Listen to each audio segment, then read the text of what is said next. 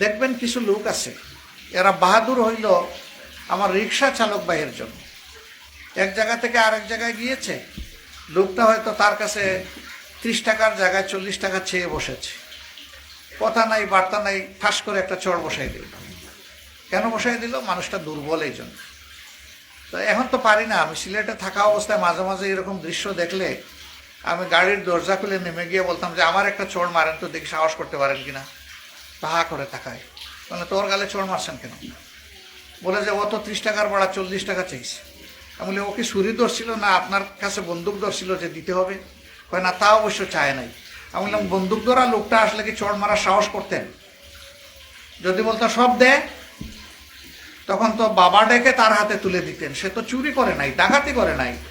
আপনি বসে আছেন আরামে সিটের মধ্যে, আর তার সমস্ত শক্তি উজাড় করে আপনাকে সে টানতেছে, এরপরে আপনি তার গালে চড় বসাই দিলেন। তো আমাদের সমাজে দুর্বলকে শাসাইতে সবাই আরাম পায়। আমরা এই অপসংস্কৃতি পরিবর্তন করতে চাই।